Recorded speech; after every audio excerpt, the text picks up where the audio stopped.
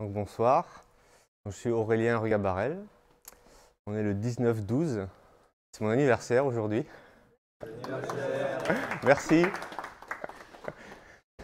Et je vais vous parler un peu de comment gérer une dette technique croissante. C'est mon objectif pour l'année prochaine. Un aspect de la dette technique croissante, c'est la régler. Donc la dette technique, il y a, en ce qui me concerne, le titre, c'est un peu ça, tout doux, faire quelque chose plus tard. Et on arrive le jour J, je n'ai pas terminé. Alors, dette technique, ça parle à plusieurs d'entre vous, je suppose. Je ne sais pas si vous avez trouvé dans des projets où ça commence à être un peu difficile. Et j'ai trouvé cette image, je vous propose un petit jeu. C'est ces petits personnages, ils arrivent, c'est une équipe qui arrive face à un projet dont on commence où on a perdu le contrôle. Et il y a toutes les émotions qui circulent. Alors, je ne sais pas, je vais vous donner un peu, moi, comment les expressions qu'ils peuvent avoir. Mais par exemple, ce premier-là, on pourrait se dire, oula, voilà, ça commence à craindre le code. Et après, il y a celui-là qui est un petit peu plus angoissé. Je ne sais pas ce qu'on pourrait lui faire dire. C'est des suggestions. Moi, je pense qu'on peut dire, oups, il a introduit une régression. Désolé, mais c'est des choses qui arrivent. Puis après, il y a le petit en bas là qui est vraiment très, très angoissé quand les choses s'aggravent encore plus. Et là, c'est ouais, je ne comprends plus rien du tout, je suis complètement dépassé. Et là, dans ces contextes-là, en général, au bout d'un moment, il y a une solution miracle qui émerge. Donc, il y a quelqu'un qui sort son joli pipeau, qui est là. Ne vous inquiétez pas, j'ai la solution. Nous allons faire du refactoring magique et tout va s'améliorer, ça sera merveilleux ensuite. Donc, je ne sais pas si ça vous parle, ce genre de situation. Le coup du refactoring qui va tout améliorer. Mais en ce qui me concerne, ça n'a pas forcément été le cas. Des refactorings, j'en ai fait plein, j'ai participé à plein de refactoring. Et la dette, au final, a continué à se décroître. Et je me suis dit, avant de parler de la dette au niveau logiciel, qui est un peu plus abstraite, difficile à chiffrer, autant parler d'une dette classique, voir comment les financiers règlent les choses, et quel meilleur exemple que la dette nationale de notre pays pour analyser le problème. Donc là, voilà un petit exemple de dette au niveau d'un pays, donc ça part un peu en sucette. Et là, malgré différents gouvernements, malgré différents présidents, on peut se dire, il y en a un qui a commencé par se dire, oh là, ça commence un petit peu à partir en sucette.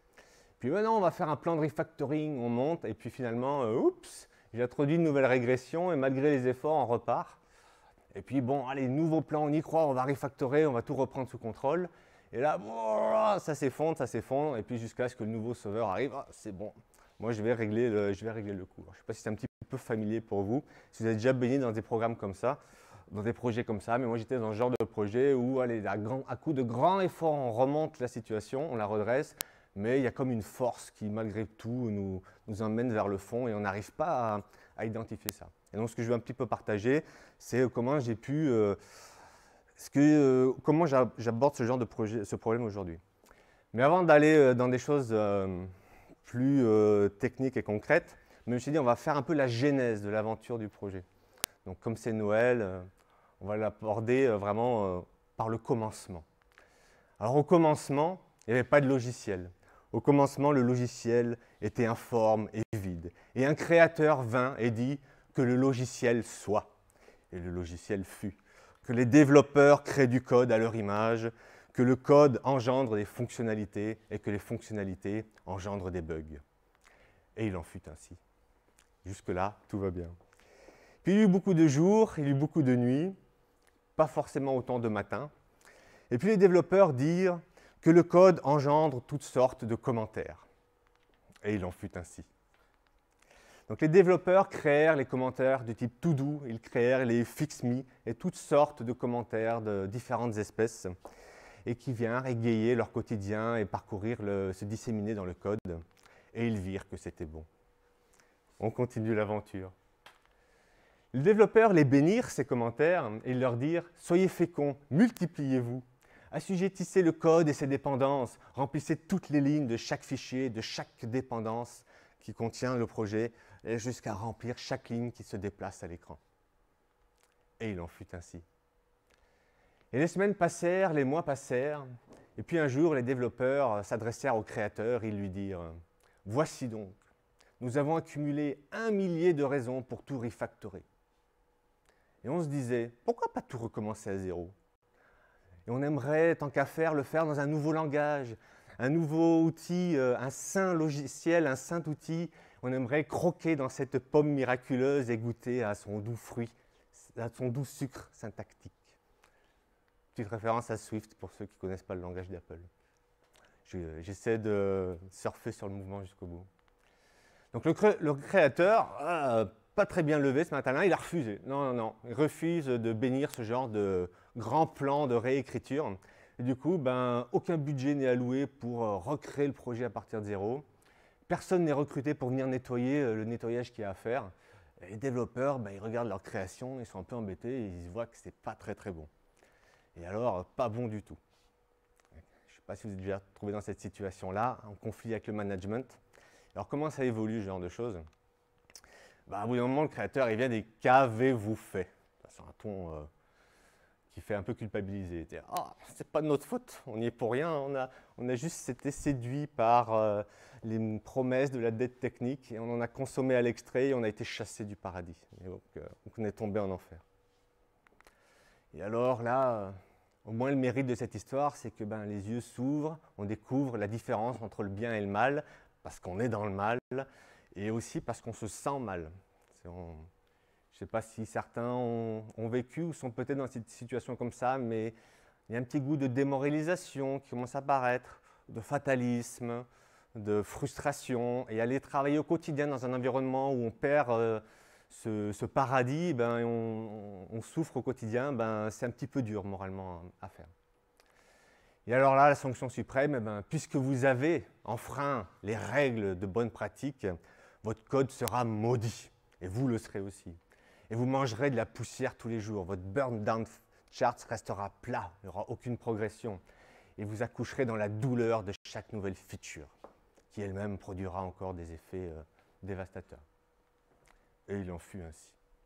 Moi, j'ai déjà baigné dans ce genre de projet, donc plutôt des gros projets ou des fois des plus petits, avec tout ce que ça implique derrière, conflit avec les managers, grosse crise de confiance en interne, grosse crise de confiance entre équipes.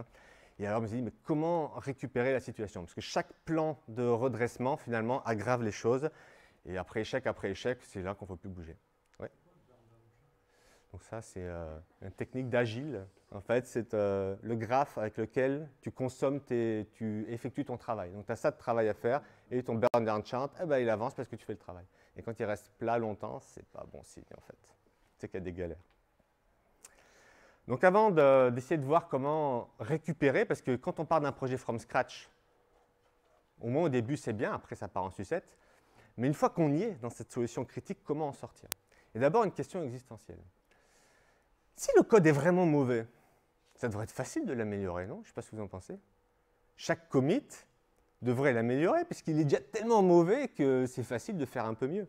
Donc ça, c'est ce qu'on pourrait un petit peu dire en philosophant. Et dans la pratique, c'est un peu l'inverse. En fait. Plus il est mauvais, et plus il se dégrade encore plus. Alors que paradoxalement, c'est plus difficile de garder la qualité quand elle est élevée. Et donc, on met souvent ça sur le dos du legacy. Mais le legacy, quelque part, c'est souvent le code qu'on ne touche plus trop, qui est un peu radioactif et qu'on évite de toucher. Mais alors, si on ne le touche plus, la qualité devrait rester stable, elle ne devrait pas continuer à dégrader de commit en commit. Donc, si elle se dégrade de commit en commit, peut-être que finalement, le problème, et qui sait la solution, se trouve dans les ajouts que l'on effectue au quotidien, indépendamment de l'état actuel du projet. Ça, c'est un petit spoiler. Donc c'est là que je vais introduire une différence, parce qu'on se mélange un peu les choses, entre vieillissement et dégradation d'un projet. Le vieillissement d'un logiciel, c'est quand la techno, le contexte technique, l'architecture, elle a été faite pour faire un boulot. Le logiciel peut très bien le faire dans ce contexte-là, mais il a évolué de telle manière qu'il se retrouve dans une situation où il n'était pas designé pour gérer un tel besoin. Typiquement, c'est une PME qui développe un petit outil en interne et qui décide de le vendre à l'extérieur. Il devait gérer 200 clients, 200 utilisateurs, tout d'un coup, il faut en gérer des centaines de milliers. Ça ne va pas le faire. Mais ça, c'est indépendant de la qualité du code. On peut avoir un projet qui n'est pas adapté à un contexte moderne, mais qui a de très bonnes qualités. Et la dégradation, c'est autre chose. La dégradation du code, c'est une perte de contrôle sur la qualité du code. Et c'est indépendant finalement du fait qu'il soit correctement designé ou pas. Il faut bien faire, à mon avis, la distinction entre les deux pour savoir si on est dans une perte de contrôle de projet ou si on a affaire à un projet qui, on utilise des vieilles technos, il faudrait faire en Angular et ça nécessite effectivement de recréer le code. Mais quand on a un projet où on est en perte de contrôle et chaque modification qu'on fait le dégrade encore plus, eh bien, on est dans un cas de dégradation et il ne faut pas avoir la même approche. Donc, je ne sais pas qui connaît le principe de la fenêtre cassée, fenêtre brisée. Donc, dans les grandes lignes, c'est un concept qui a été introduit, je crois, dans les années 80. C'est une théorie de criminologie. Donc, c'est basé sur quoi? Sur une observation de quartiers dans des villes, donc des structures, qui étaient, tout se passait bien, et les bâtiments étaient bien entretenus, étaient en bon état. Et on observe assez rapidement une dégradation qui part a priori de rien, juste une vitre cassée. Et on constate, ce n'est pas tant la vitre cassée qui pose problème, c'est le fait que personne ne la répare.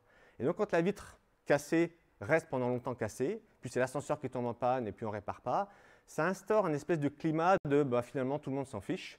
Et là, on commence à avoir un tag qui apparaît, et puis il reste. Et quand un tag reste, il y en a un deuxième qui arrive, et là, une deuxième, une troisième fenêtre cassée. Et assez vite, après, ça part, il y a un phénomène d'emballement qui amène à des pertes de contrôle total de situation. Et là, il y a des villes qui ont étudié ça et qui l'ont appliqué. Et la chose marrante, c'est que ce matin, en venant au boulot, je me suis retrouvé bloqué, pendant 2 minutes sur le trajet, par une petite camionnette de Montpellier qui s'est arrêtée en plein milieu de la route pour ramasser des pneus qui ont été jetés là. Et effectivement, si on laisse 2 pneus qui restent là et tout le monde s'en fout, peut-être qu'il y a un troisième sac poubelle qui va arriver, un quatrième, un cinquième, et dans 2 mois, on aura des machines à laver, ça sera le bordel. Donc tout de suite, il y a des équipes comme ça qui, régulièrement, vont à la recherche des premières imperfections et nettoient tout de suite.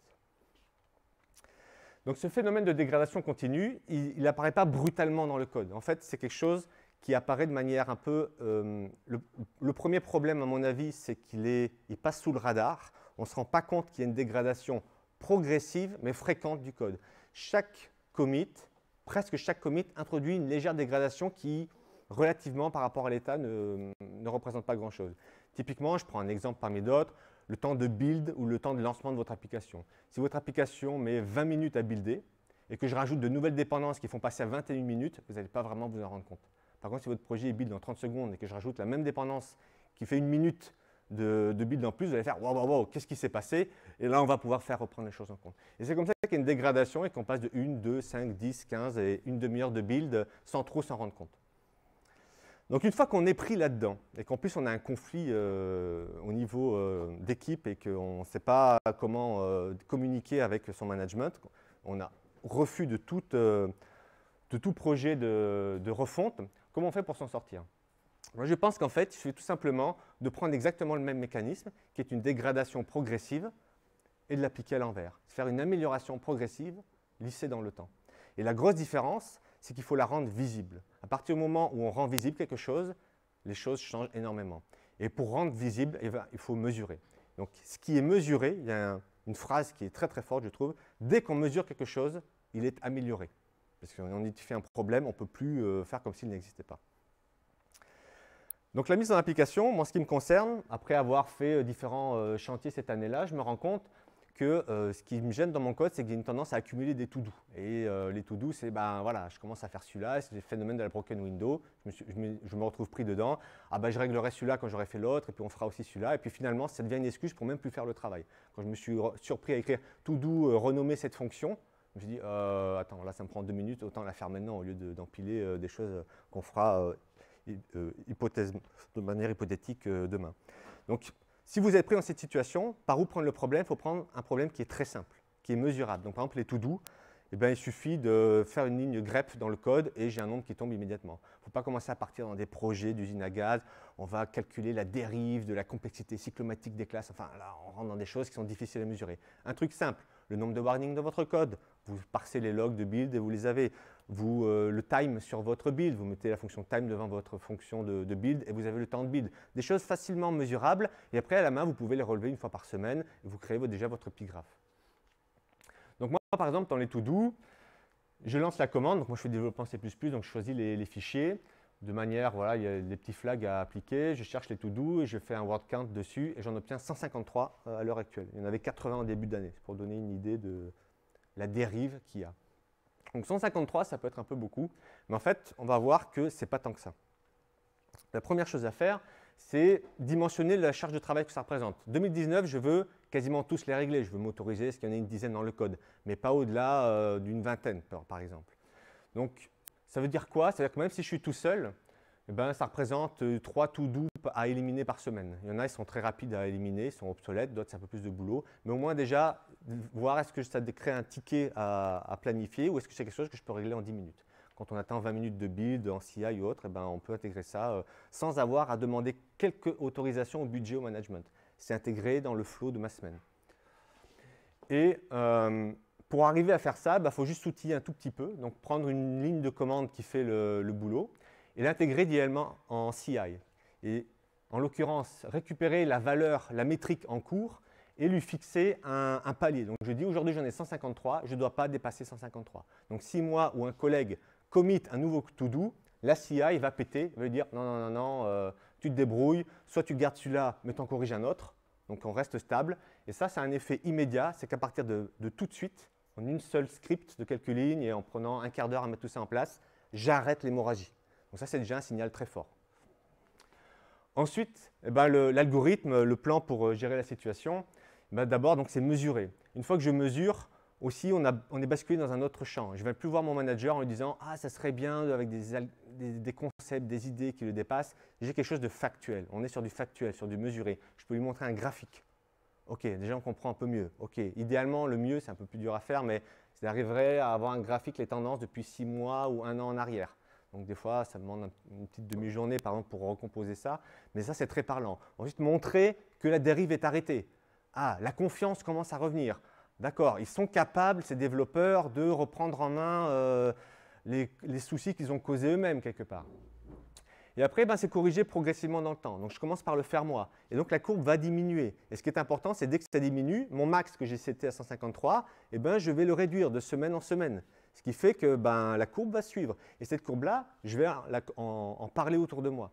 Donc, je vais montrer à mes collègues qui avaient peut-être un peu baissé les bras ou qui disaient « c'est pas faisable ». Non, il y a une dynamique. On est en train d'améliorer les choses. Et là, on a basculé dans un monde qui est totalement différent. On n'est plus dans un monde où l'année dernière, c'était dur. Cette année, ça a été l'enfer. J'ose pas imaginer ce que ça va être l'année prochaine. On ne va jamais y arriver. Là, c'est « Ah, j'ai hâte d'être dans 6 mois, parce que dans 6 mois, on aura tout corrigé, et alors on pourra introduire des nouvelles choses, et ça commencera à être super top. » En termes de motivation, de reprise de contrôle, c'est super intéressant. Et on peut progressivement embarquer tout le monde là-dedans. Dans cette dynamique, ça devient un défi, et on voit le progrès. Le fait de rendre visible le progrès, c'est ce qui fait redonner de la motivation, et de la crédibilité et de la confiance, quel que soit l'état actuel du projet. Si on n'arrive pas à faire descendre les choses, c'est différent. Mais il y a quand même beaucoup de sujets où on peut faire ça. Et donc, c'est comme ça qu'on rentre cette même spirale qui nous a entraînés vers le bas, c'est elle qui va nous faire sortir de là. Et en fait, 6 mois, ça passe assez vite. Et donc, c'est comme ça que les temps de build peuvent être réduits. Et ce qui est important, c'est de le rendre visible. Des fois, on fait ces efforts-là, on travaille dur dans notre coin pendant 3 mois, et les gens bénéficient, on ne s'en rend même pas trop compte. C'est le dire, pas pour s'en vanter ou se faire mousser, juste pour faire prendre conscience qu'il y a des choses qui ont été mises en place et qu'en communiquant, on introduit une conscience collective d'amélioration et de protection de notre travail. Parce qu'en fait, le legacy, moi, il y a quelque chose, j'ai vu, c'était quelqu'un de Microsoft qui a travaillé pendant plus de 20 ans sur Office. Donc Office, c'est un produit mais très important pour Microsoft. Il a fait 1 heure de talk sur comment le code legacy était précieux. Et ça a profondément changé mon regard. Jusque-là, pour moi, le code legacy, c'était le code ingérable. Mais pas du tout. Le legacy, c'est la base sur laquelle vous avez un avantage compétitif pour votre société. Sur la base, vous pouvez construire des choses stables, sur lesquelles vous pouvez vraiment avoir un écosystème dans lequel il est agréable de travailler. Et ça, le legacy, c'est quoi? C'est votre propre travail et celui de votre collègue que vous avez fait par le passé. C'est important de protéger ça. Le fait de partir dans des réécritures rapides, mais c'est une tendance qu'on a à saboter, à renier notre propre travail. On s'est pris la tête il y a 1 an et demi, pendant 3 mois à faire des choses, et on dit « Ah, on va tout jeter à la poubelle ». Non, quelque part, le management protège mieux notre travail parfois que nous-mêmes, en refusant qu'on jette tout à la poubelle. Donc, protéger, valoriser notre travail et voir ça comme un socle sur lequel on peut justement se construire un environnement dans lequel il est agréable de travailler. Un outil tout bête, si vous utilisez du script shell par exemple, ou Linux, ce genre d'outils, c'est des outils très vieux, c'est du code legacy quelque part, qui est ancien. Et ça nous permet de travailler de manière confortable. Donc, en conclusion, il y a cette phrase qui vient du Tao du programmeur, c'est un petit bouquin assez marrant, où il y a un logiciel qui bien écrit est son propre paradis, et un logiciel mal écrit devient son propre enfer en fait. Et dans le logiciel va vous rendre ce que vous lui mettez dedans. Si vous mettez de l'attention, de la motivation et vous en servez pour construire une fierté d'équipe, dans lesquels on se dirige vers une amélioration, qu'on communique entre eux, ça sera beaucoup plus enthousiasmant de vous lever le matin et d'attendre de manière d'être impatient d'être dans 1 ou 2 mois pour bénéficier d'améliorations que de se voir sombrer dans des journées de plus en plus longues et difficiles et interminables où on a l'impression d'être complètement submergé et d'être finalement en enfer. Voilà pour ce que j'avais à partager avec vous ce soir. J'espère que ça vous a plu. Et s'il y a du temps pour des questions, je vais tenter d'y répondre. Merci.